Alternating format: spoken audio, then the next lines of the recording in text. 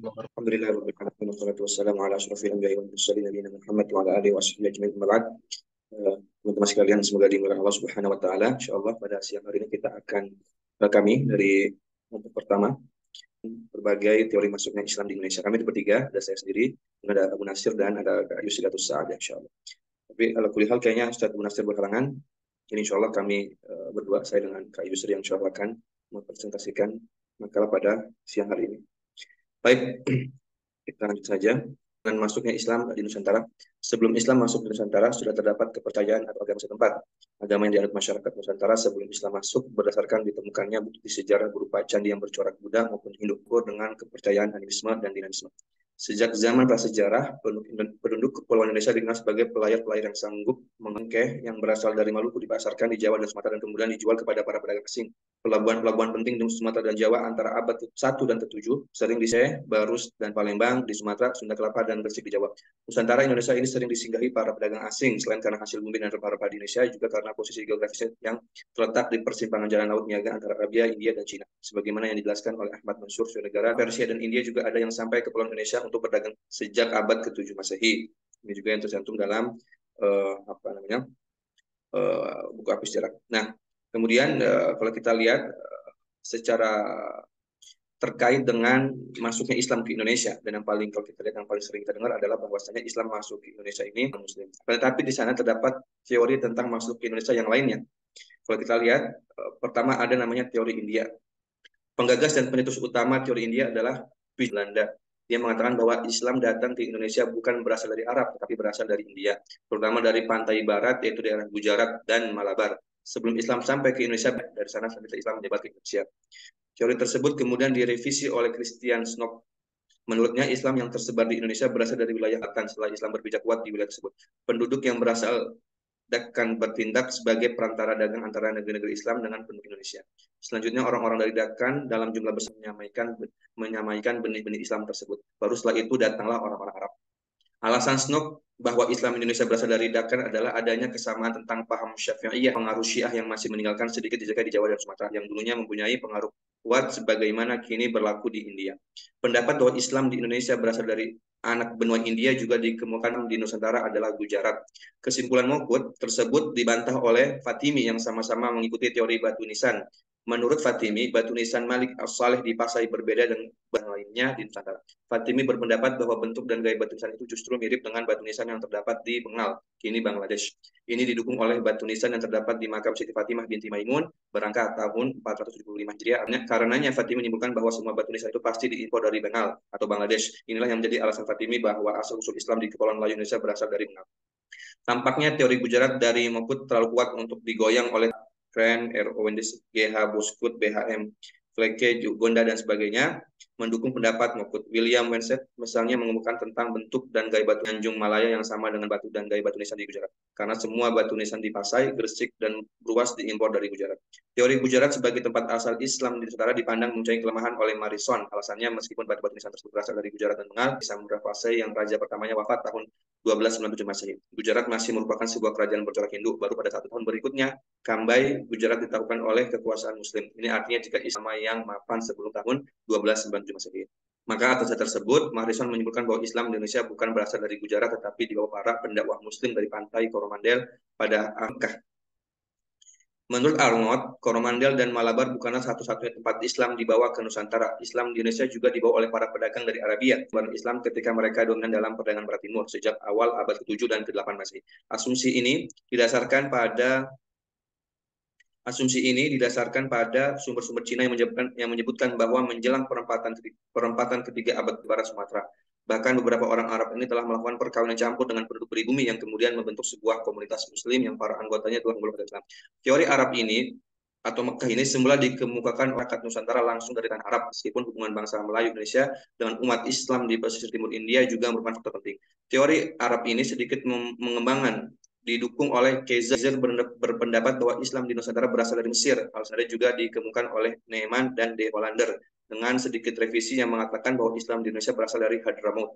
Sementara itu, kawanan campur dengan penduduk pribumi yang berperan dalam penyebaran Islam di pemukiman baru mereka di Nusantara. Sejumlah ahli Indonesia dan Malaysia mendukung teori Arab ini dalam beberapa kali seminar yang digelar tentang kedatangan Islam ke Indonesia yang diadakan pada tahun 63 dan 7. Arab bukan dari India. Islam datang pertama kali ke Indonesia pada abad pertama Hijriah atau abad ke-7 Masehi, bukan abad ke-12 atau abad ke-13. Uka Chandra Sasmita, pakar sejarah atau ke-8. Pada abad-abad ini dimungkinkan orang-orang Islam dari Arab, Persia, dan India sudah banyak yang berhubungan dengan orang-orang di Asia Tenggara dan Asia Timur. Kemajuan perhubungan dan pelayaran pada abad-abad kerajaan besar yakni kerajaan Bani Umayyah di Asia Barat, kerajaan Sriwijaya di Asia Tenggara, dan kekuasaan Cina di bawah dinasti Tang di Asia Timur. Di antara pendukung teori kesusastraan Melayu dari Universitas Bahasa Malaysia dan sebagainya. Kemudian ada juga teori yang ketiga, teori Persia. Selain teori India dan teori Arab atau teori Mekah, juga akan bahwa Islam yang datang ke Nusantara ini berasal dari Persia, bukan dari India dan Arab. Teori ini didasarkan pada beberapa unsur kebudayaan Persia, khususnya Syiah yang ada dalam kebudayaan Islam di Nusantara. Di antara pendukung teori ini adalah Husain Jajadiningrat atau Hajadiningrat, Persia terhadap beberapa ajaran Islam.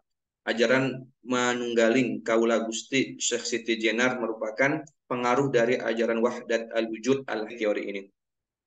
Alasan kedua, penggunaan istilah bahasa Persia dalam sistem mengeja huruf Arab, terutama untuk tanda-tanda bunyi harakat dalam pengajaran Al-Quran. Kan bunyi A, Jer, Arab kasrah untuk menghasilkan bunyi I, serta Pi, Arab dhamma untuk menghasilkan bunyi U. Dengan demikian, pada awal pelajaran baca Al-Quran, I dan Alif para pengajaran seperti ini pada masa sekarang masih dipraktikkan di beberapa pesantren dan lembaga pengajian Al-Quran. Ketiga, kaum Syiah, yakni hari wafatnya Husain bin Abi Thalib di Padang Karbala di Jawa dan juga di Aceh. Peringatan ini ditandai dengan pembuatan bubur Asyura. Di Minangkabau dan Aceh bulan Muharram disebut dengan bulan Hasan Husain. Di Sumatera Tengah sebelah barat Husain untuk dilemparkan ke dalam sungai atau perayaan lainnya. Keranda tersebut disebut dengan tabut yang berasal dari bahasa Arab. Ada juga yang mengatakan, atau ada juga yang keempat itu teori Cina.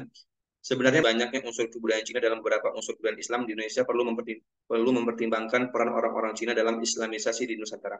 Karenanya teori Cina dalam Islamisasi tidak bisa diabaikan. Klasik yang memperlihatkan peranan orang-orang Cina dalam pengembangan Islam di Indonesia. Dalam tulisan tersebut disebutkan bahwa tokoh-tokoh besar semacam Sunan Ampel dan Raja Demak merupakan orang-orang keturunan Cina. Pandangan ini juga didukung oleh salah seorang sial, runtuhnya kerajaan Hindu Jawa dan timbulnya negara-negara Islam di Nusantara. Dennis Lombard juga telah memperlihatkan besarnya pengaruh Cina dalam berbagai aspek kehidupan bangsa Indonesia seperti makanan, pakaian, dan yang lainnya.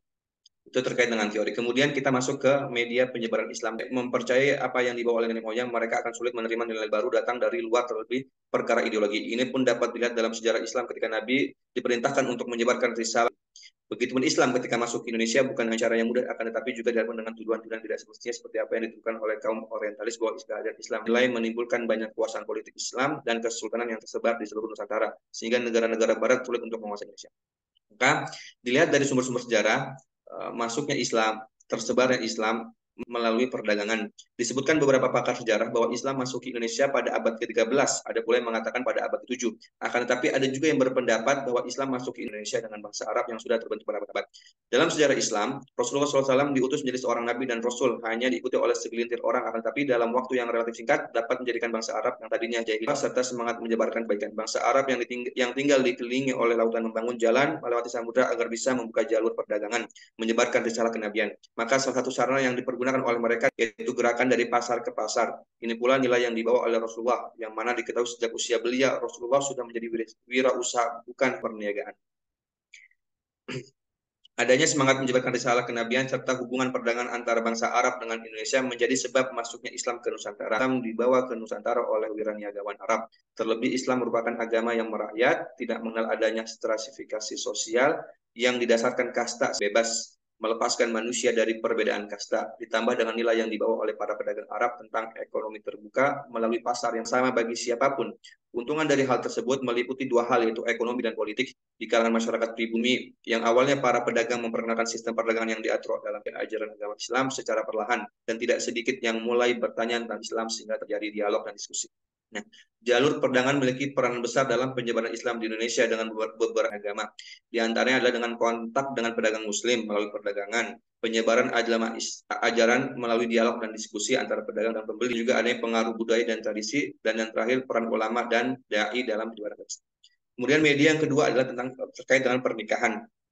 Pernikahan bukan saja terkait antara dua kapal tersebut, terdapat persatuan dua keluarga besar yang boleh jadi berbeda secara suku, adat, budaya, bahkan kewarganegaraan. Oleh karena itu, pernikahan dapat menjadi media dalam pertukaran informasi yang dibawa oleh setiap nilai yang sudah ditanamkan sejak dini.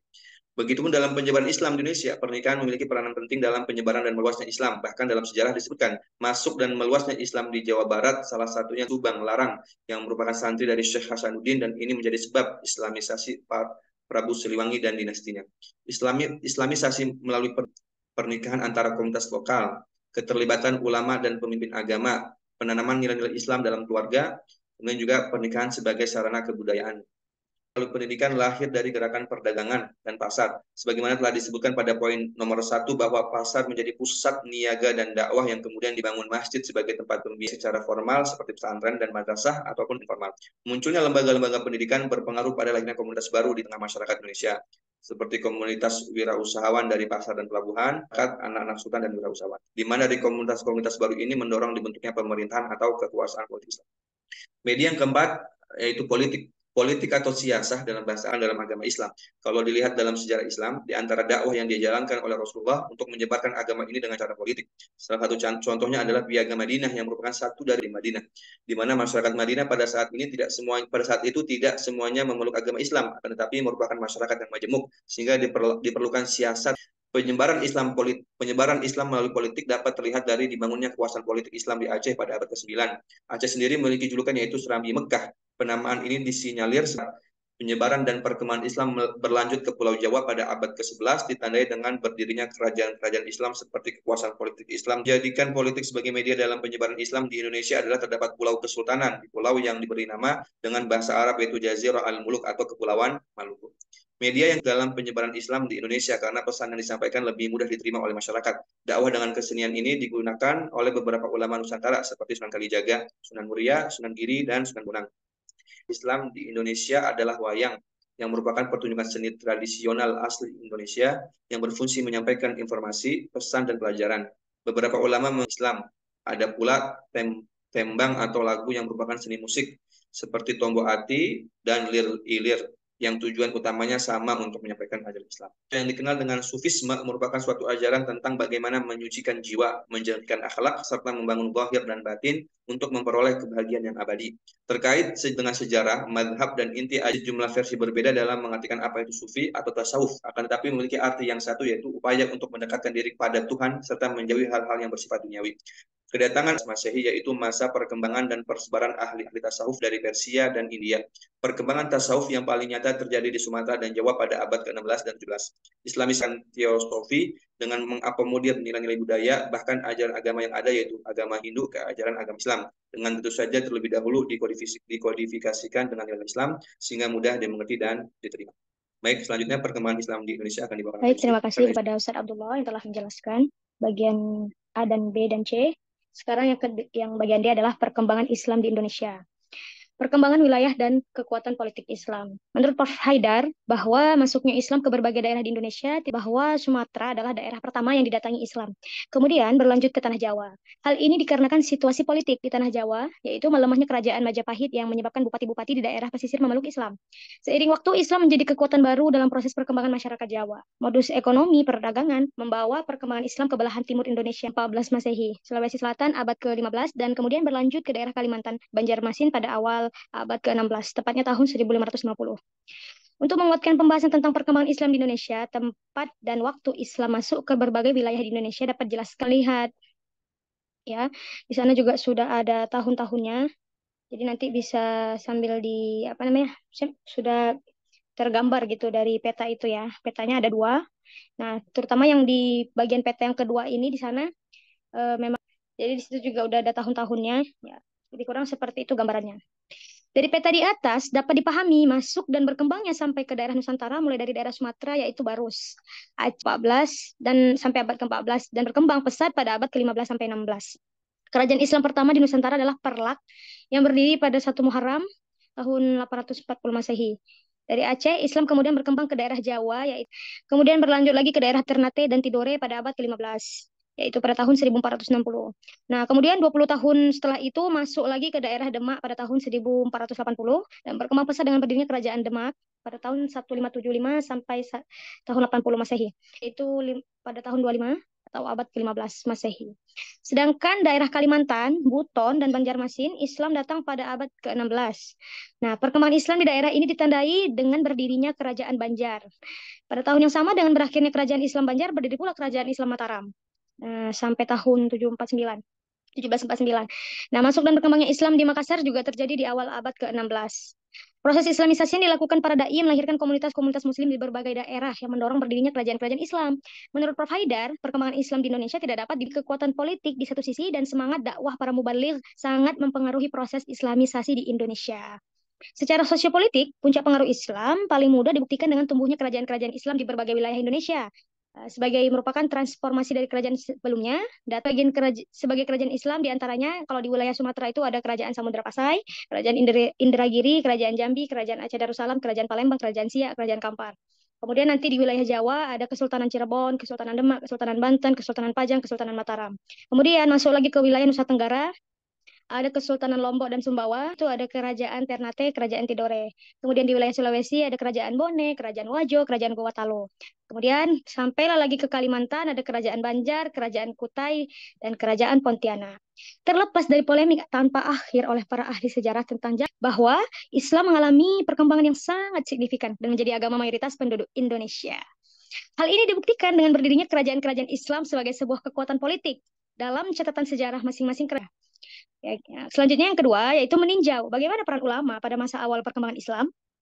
Ulama adalah aktor sentral pada masa awal perkembangan Islam. Kepribadian ulama melekat kuat pada dua sosok. Saudagar yang menyebarkan Islam melalui perdagangan sekaligus pemompa detak jantung perekonomian rakyat. Kemudian ulama juga dikenal sebagai sosok sultan yang menyebarkan Islam melalui kekuasaannya. Pada abad ke-15 sampai 17, kedua sosok ini mengkristal. Ini dapat dipahami saudagar, pemimpin gerakan sosial keagamaan, dan juga kaum bangsawan. Penguasa, kaum bangsawan, dan raja-raja Islam adalah saudagar yang menguasai jalur perdagangan. Begitupun dengan saudagar adalah ulama penyebar Islam. Inilah yang membuat perkembangan Islam berlangsung secara efektif. Pada masa ini, Islam dikembangkan melalui 3 jalur. Ada melalui jalur kultural. Jalur kultural itu dakwah, pendidikan, seni, kebudayaan, dan perkawinan, seperti tadi yang dijelaskan oleh Ustadz Abdullah. Kemudian dari jalur struktural, politik, dan kekuatan. Perbedaan ini disebabkan karena masuknya Islam ke daerah Indonesia tidak dalam waktu yang bersamaan. Di samping itu, keadaan politik dan sosial budaya daerah-daerah ketika didatangi Islam juga berlainan. Perkembangan Islam secara struktural atau pada level birokrasi diikuti oleh rakyatnya. Perpindahan agama para penguasa ini memfasilitasi percepatan perkembangan Islam secara kuantitatif.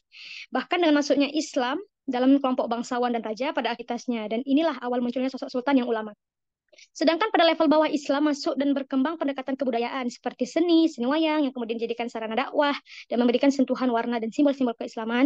Pesan yang sebagai saluran proses Islamisasi sebagaimana tersebut di atas memperlihatkan dengan jelas bahwa masuk dan berkembangnya Islam di Indonesia melibatkan semua lapisan masyarakat dan semua bidang keahlian dan pendidikan, tapi juga oleh para ekonom, budayawan, seniman, politikus, pejabat, pemerintah, dan masyarakat pada umumnya. Pada sisi lain, perkembangan Islam oleh para ulama ini berjalan secara efektif dan kondusif didukung oleh 3 aspek lain, yaitu yang pertama, kerajaan-kerajaan Hindu yang mengalami kemerosotan dan kemudian runtuh, seperti Kerajaan Sriwijaya, Pajajaran, dan Majapahit. Secara masif diperankan oleh saudagar Muslim Arab, Muslim Cina, dan Muslim India. Maka tadi ada banyak teori kan, itu ada hubungannya juga. Kemudian, ajaran Islam tentang egalitarianisme yang tidak mengenal kasta seperti dalam Hindu membuat rakyat kelas bawah memilih Islam. Ya, perbedaan mendasar antara perkembangan Indonesia dengan perkembangan di wilayah lainnya adalah modusnya. Satu hal yang Islam masuk ke Indonesia melalui jalur perdagangan internasional dibawa oleh para pedagang. Watak pedagang yang sangat menekankan komunikasi dan negosiasi menjadi ciri khas perkembangan awal Indonesia. Dari realita ini dipahami bahwa formasi sosial. Dapat dikatakan perkenalan penduduk Indonesia terjadi dalam konteks alamiah kegiatan ekonomi perdagangan. Artinya motif ekonomi perdagangan menjadi faktor pendorong utama gelombang awal orang-orang Indonesia itu untuk masuk Islam. Nah, gelombang perkembangan berikutnya terjadi dari profesional dari kalangan sufi. Pada taraf ini juga diketahui bahwa para sufi memiliki kemampuan adaptasi yang tinggi dan melakukan penyebaran dengan cara persuasif. Gelombang para dai dan dari golongan sufi ini berjasa besar dalam meningkatkan intensitas perkembangan Indonesia secara signifikan. Karena secara spesifik Hasan berpendapat bahwa kombinasi rintisan para pedagang dan dai sufi ini menghasilkan gelombang besar perkembangan abad ke-15 dan seterusnya. Dari uraian ini dapat dipahami bahwa ada sinergitas antara para pedagang, para dai, dan kelompok sufi dalam mengembangkan Islam di Indonesia. Daya tarik persuasif para sufi dan melatar belakangi konversi pada penguasa ataupun masyarakat asli Indonesia dalam jumlah yang banyak. Kehadiran para sufi juga membawa pengaruh lain pada pola perkembangan. Bila para pedagang umumnya lebih banyak berintegrasi dan beroperasi di sepanjang garis pantai yang memang berwatak kosmopolitan, maka kalau para sufi itu dia merintis dakwahnya ke daerah-daerah pedalaman gitu. Dari sisi waktu, bila para pedagang merupakan agen perkembangan yang bersifat temporer karena harus bolak-balik dari negaranya ke Indonesia, maka para sufi ini merupakan agen perkembangan yang lebih permanen. Pada umumnya, dai sufi ini datang dan menetap di Indonesia dalam waktu yang lama atau bahkan selamanya. Mereka inilah kemudian yang memulai oral dengan masyarakat asli Indonesia. Perkawinan dengan perempuan lokal menjadi salah satu modus perkembangan yang sangat efektif, berdampak luas dan permanen. Modus ini yang menjadi alasan didapatinya komunitas keturunan Arab dalam jumlah besar di berbagai wilayah Indonesia. Peningkatan jumlah penduduk yang beragama Islam menjadi indikator bahwa perkembangan Indonesia berjalan. Akan tetapi model ini memberi efek pada watak dan wajah Islam Indonesia. Banyak pakar yang berpendapat bahwa Islam di Indonesia memiliki watak yang berbeda dengan wilayah Islam lainnya. Ada klaim yang mengatakan bahwa watak damai adalah berakar kuat di kalangan masyarakat Indonesia ke nilai-nilai Islam sesungguhnya belum selesai bahkan masih berlangsung. Perdebatan hangat tentang berbagai praktek Islam yang disinyalir masih membawa sisa-sisa agama lama kerap diikuti dan agama masyarakat yang demikian ini disebut dengan model adesi, yaitu model agama di mana pemeluknya menerima agama baru tetapi pada saat yang sama masih mempertahankan berbagai anasir keyakinan lamanya dan berupaya mendamaikan keduanya. Perkembangan model ini berjalan secara evolusioner dan memakan waktu yang sangat lama. Mungkin sampai di sini aja pada Ustadz Abdullah sebagai moderator. Terima kasih. Baik, terima kasih Kak Yusri atas pemaparannya. Bapak silakan teman-teman yang mau ada didiskusikan terkait pertanyaan mungkin sesuai dengan amanah di grup ya, disimpan sampai Dr. Dia datang. Atau gimana Kak Aziza? Ya, silakan yang mau tanya. Nanti kalau bisa didiskusikan, langsung didiskusikan.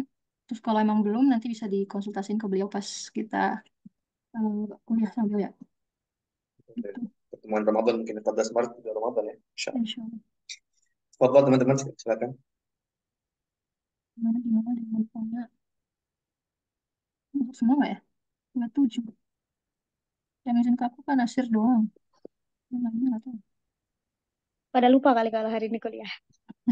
Sabtu setengah libur soalnya. Nggak kenakan libur. Otaknya jadinya numpul.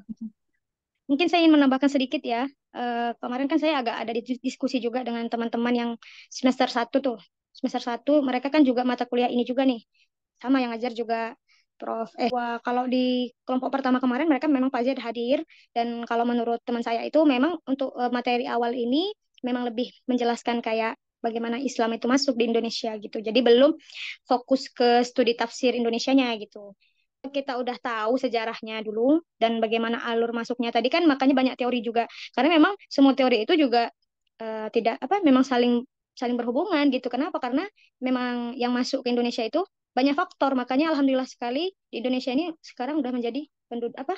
Alhamdulillah. Mungkin karena banyak faktor tadi juga memang karena letak geografis Indonesia ini kan juga memang ya bagus gitu ya letaknya dari sana dekat dari sini dekat dan terus kita juga punya banyak rempah-rempah segala macam gitu. Kalau nggak salah Laksmana Laksmana Laut itu yang dari Korea apa dari mana gitu, dari Cina apa mana? Dinasti-dinasti Tang gitulah. Itu juga sekelas Laksmana Laut aja pernah loh nyampe ke Indonesia dan di Indonesia beliau nggak berdakwah juga padahal dia orang Cina tapi dia memang apa namanya pemeluk Islam begitu.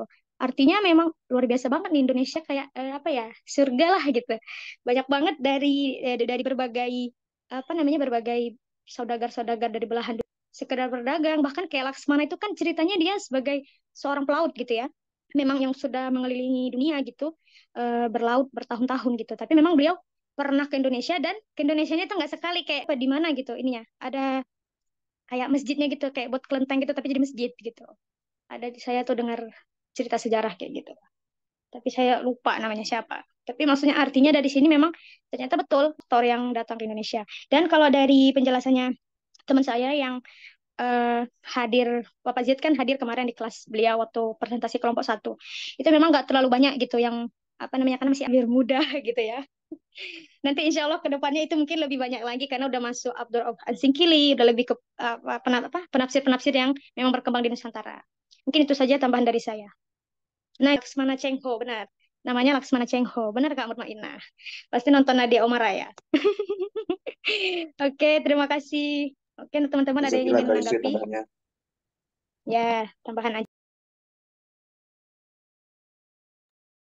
Kalau nggak ada ya alamat diudahin aja ini. Ya, saya juga berharap seperti itu. Lebih cepat, lebih baik. Mungkin nanti kalau ada yang ingin bertanya lebih dalam lagi, kita bisa langsung serbu Prof. Ziad, Dr. Ziad. Ini fix Ya. yang datang cuma 27 ya. Berarti bentar, bentar. Ini nggak di screenshot dulu, Boleh minta tolong sama Kak siapa? Kak Rani. karena kan nanti ini kita laporan ya sama bapaknya. Terus, terus. Oke, di screenshot ya. Mau open cam nggak? Tiga. Oke, sebentar.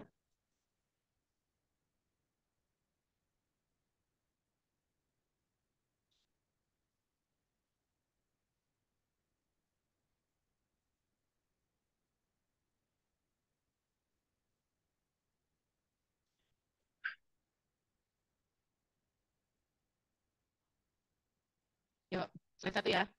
1, 2, 3. Oke. Itu Zan lagi main sama Kak Fatah tuh. Berdua sama. Gimana gimana? Lagi main berdua. Bertiga malah Lagi siapa? Enggak masuk Zoom. di start saat juga. Oh alah. Siap, siap. Udah Kak Rani? Nah, Semangat Naska yang lagi di perpus. Kayaknya mau kompre nih. Mau apa? Mau sempro nih, mau sempro ini. Masya Allah. Insya Allah. Terima kasih Terima kasih semuanya. banyak Kak Yusri, Kak Abdullah. Kak Yusri udah nyampe, udah Oh iyalah, Itu di situ belum turun-turun. malas turun. Mas turun udah nyampe bulan. Ya wes. Udah nih Mungkin Mas sampai ya. Silakan tutup Kak. ditutup ya. Ya baiklah, terima kasih pada teman-teman yang sudah menyiapkan waktunya untuk mengikuti kegiatan kita perkuliahan pada siang menjelang sore ini. Lebih dan kurangnya kami mohon maaf, penutup diri aja ya. Penutupnya baca sendiri aja, sudah ada di dalam makalah. Lebih dan kurangnya kami mohon maaf. Kepada Ustaz Abdullah saya ucapkan terima kasih. Dan kepada teman-teman juga saya ucapkan terima kasih. Wassalamualaikum warahmatullahi Waalaikumsalam. wabarakatuh. Wassalamualaikum warahmatullahi wabarakatuh.